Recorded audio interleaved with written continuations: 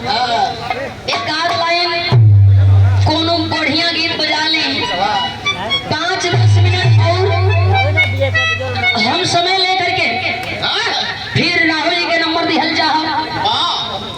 गीत ऐसा होके के चाहिए जौना के गौले की बात सबके लगे कि हाँ हमहू प्यार कैले रही। यहाँ जितना लोग बा चाहे जे बूढ़ हो गई बा उनहू के चाहे जे जवान बा उनहू के सबके फील हो जाओ कि भाई प्यार का हमहू कैले रहली। कोनो बढ़िया चीज हो जाली जो आज के मार्केट में चल रहा है।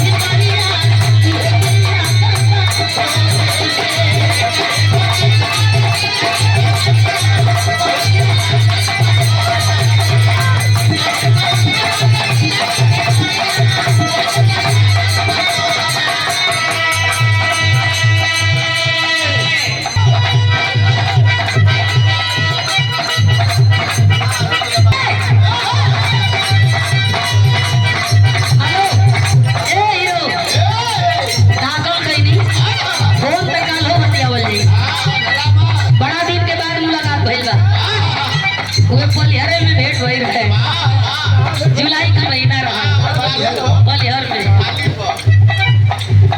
कोहर लइका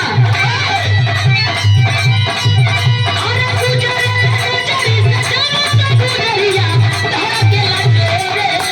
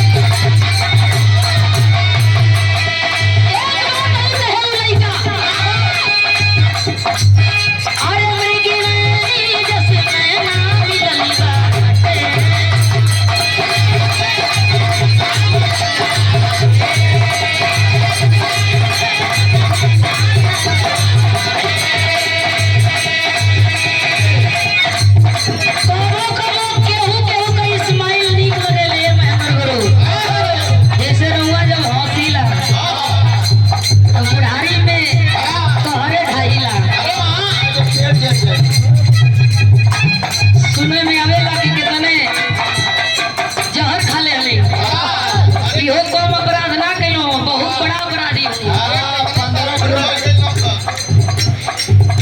उन लइका लइकिया के शौक शिकार के वर्णन करते हुए कहेगा बाकी उन लइका लइकिया के एक अंक सुभराई का वर्णन कर रहल बा का